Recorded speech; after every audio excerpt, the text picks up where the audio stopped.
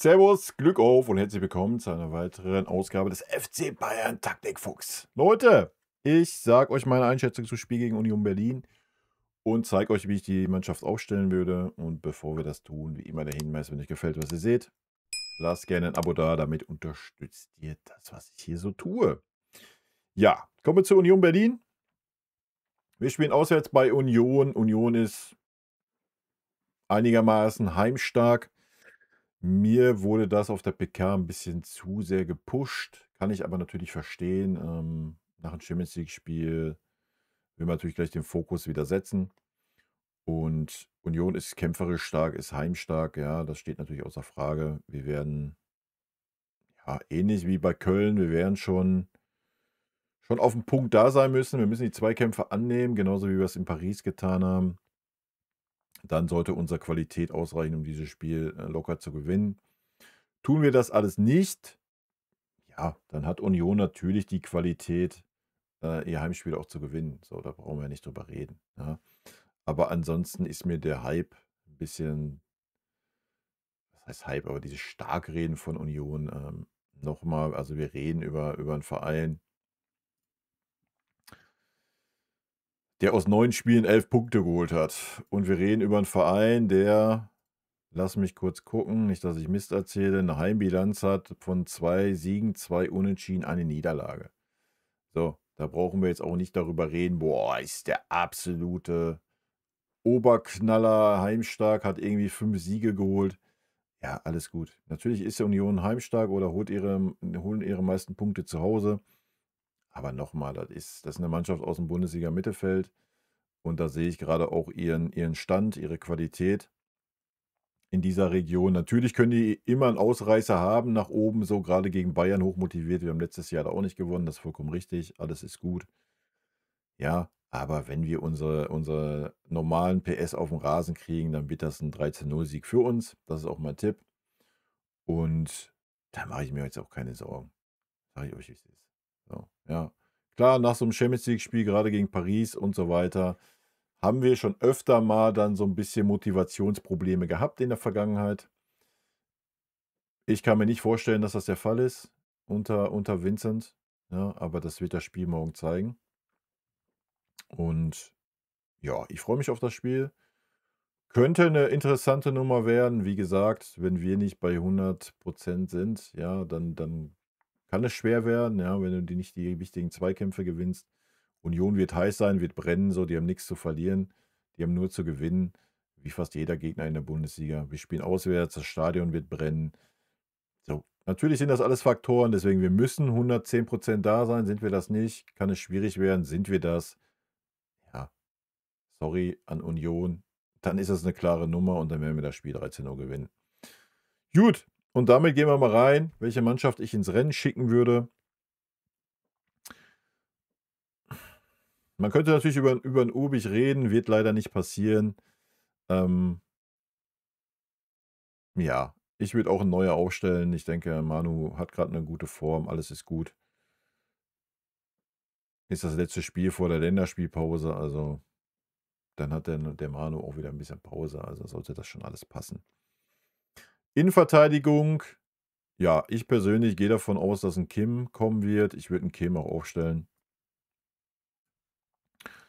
und würde einen der beiden rauslassen. Ich würde sehr wahrscheinlich erst mal mit 'm Tah anfangen, würde Upamecano mal 'ne Pause gönnen.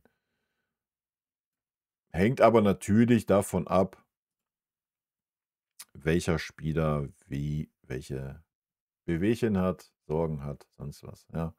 Natürlich, Tah sagt: „Ey, ich habe hier irgendwie da zieht's." Sein Opa sagt: „Alles klar, ich bin bei 110%." Ja, dann natürlich andersrum, ja. Aber ansonsten würde ich mit Min anfangen. Ich denke, beide Innenverteidiger haben hart gefightet im letzten Spiel und da sollten wir auf jeden Fall einen frischen Innenverteidiger reinbringen, meiner Meinung nach. Könntest zur Not auch beide rauslassen und Leon noch mit in die Innenverteidigung stellen. Auch das sollte möglich sein, wenn's hart auf hart kommt. Ja, von daher trage ich 'n Leon hier auch gleich mal mit ein. Auch da hätte ich persönlich keine Kopfschmerzen.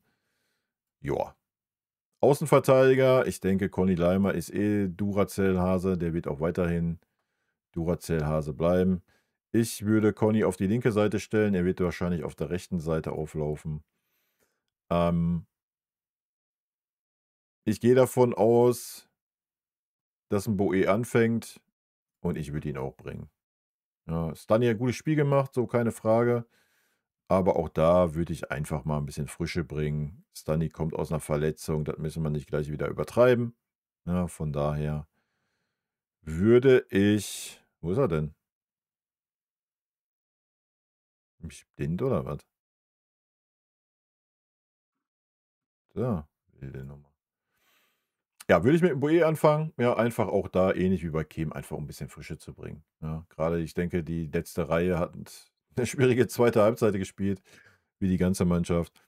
Aber bei so 'nem Abwehrspieler ist da natürlich noch mal 'n bisschen mehr Fokus. Und ja, Boe hat's souverän gemacht die letzten Male. Also, von daher hat man da auch eigentlich keine Kopfschmerzen. Gut, in der Mitte, ich werde nicht müde, das weiter auszuführen, würde ich 'n Bischof bringen.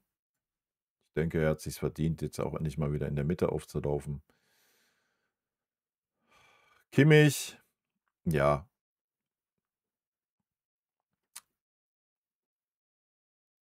schwierig. Pavlo spielt auch gerade viel, Kimmich spielt viel.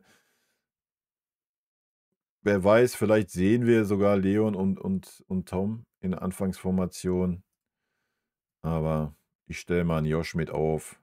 Pavlo ist auch immer 'n bisschen belastet. Wenn er viel spielt, dann war er auch auf einmal wieder raus wegen irgendwas. Kimmich hat nicht das Problem. Der ist eigentlich auch nie verletzt. Wenn, dann hat er mal 'n Leistungsproblem, dass er 'n bisschen überspielt ist.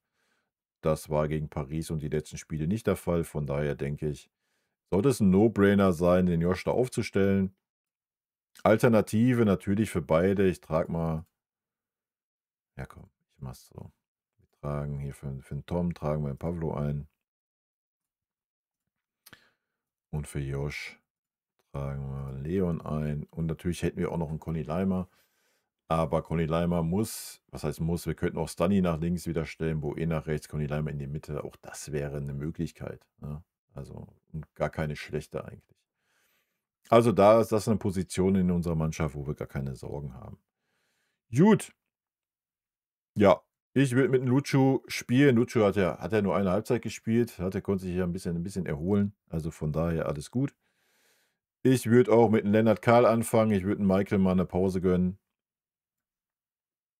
Und vorne, ja, ist die Frage, wie fit Heavy ist. Ich würde trotzdem mit dem Heavy erst mal anfangen. Heavy ist einfach 'n No-Brainer, 'n absoluter. Und dann bleibt die Frage, bringen wir 'n Jackson oder bringen wir 'n Gnabry? Ich würde mit dem Serge anfangen. Serge spielt ja aktuell eh immer nur eine Halbzeit, ne? Wahrscheinlich aus Vorsicht, weil wir auch da wissen, wie anfällig der gute Mann ist. Bedeutet, man könnte dann in der zweiten Hälfte entweder 'n Olise bringen, man könnte 'n Jackson bringen. Ich trage mal 'n Jackson hier. Obwohl, komm, ich mache ihn für Heavy, oder? Ne, ich mache ihn hier rein. Warum? Weil wir haben keinen Zehnerersatz. Guerrero, ist nicht mit dabei. Ja, das wurde auf der PK bekannt gegeben. Ja, entweder wird ein Zentraler könnte natürlich 'ne Position nach vorne rücken. Harry Kane könnte aber auch 'ne Position nach hinten rücken und Jackson dann vorne rein. Ich glaube nicht, dass Union uns super hoch pressen wird, dass Union gegen uns feuerfrei nach vorne spielt. Deswegen glaube ich nicht, dass 'n Jackson grade sinnig ist. Jackson braucht meiner Meinung nach 'n bisschen Platz. Den wird er sehr wahrscheinlich nicht kriegen gegen Union. Von daher würde ich 'n Jackson erst mal draußen lassen. Aber er hat ja auch gezeigt, dass er da sich auch schon 'n bisschen entwickelt hat, so was das Zusammenspiel anbelangt. Aber Gnabry hat da natürlich grade die Nase vorne, ja, aus meiner Sicht. Und von daher, ja, würde ich mit 'm Serge anfangen. Wie gesagt, Serge ist ja auch immer so 'n Kandidat, der nach einer Halbzeit dann das Spielfeld verlässt. Ja, wir haben natürlich noch auf links Winston Mike. Ich weiß gar nicht, der sollte noch da sein, oder? Die komische U17 WM, EM, was das ist ja, glaube ich, noch nicht am Laufen. Ja, Das ist unser Spielermaterial. Ich komme mal ganz kurz durch, ob ich jemanden vergessen habe. Ich glaube nicht. Ito ist nah an der Mannschaft dran, hat der Vinny heute auf der PK gesagt. Würde mich natürlich freuen, wenn wir ihn mal wieder sehen. Wird natürlich kein Kandidat für eine Startelf sein. Ich weiß auch gar nicht, ob er schon im Kader ist oder so, aber er ist nah dran an der Rückkehr. Ja. Und ich denke, so ein klein bisschen Frische, wie gesagt, Serge hat ja jetzt auch nicht durchgespielt, Diaz hat nicht durchgespielt, Lennart Karl gar nicht gespielt. Harry Kane muss man halt gucken, wie fit oder nicht fit, müde er ist, ja. Aber ich würde dann trotzdem mit dem Harry anfangen und ihn dann eher auswechseln wie andersrum. Ich denke, wir haben gezeigt, dass wir nicht das Problem haben, auch mal ein Ergebnis über die Runde zu bringen oder zu verwalten, und von daher würde ich eher immer sagen: „Komm, erstmal Feuer frei, ja, 'n Ergebnis erzielen und dann das Ergebnis halten.“ Und dann kannst du natürlich auch 'n Harry Kane runternehmen und kannst Jackson bringen oder was Defensiveres bringen. Wenn Union da 'n bisschen aufkommt, hast du mit 'm Jackson noch mal 'n super schnellen Spieler aufm Feld. Ja. Und du hast natürlich Michael Olise, den du natürlich dann auch noch mal bringen kannst. Vielleicht überrascht uns 'n Vinny aber auch wieder komplett und wir sehen wieder 'n kompletten Wandel, ja. Ich bin sehr gespannt. Das wäre auf jeden Fall meine Aufstellung und ja, wie gesagt, ich erwarte 'n souveränes 3:0, ja.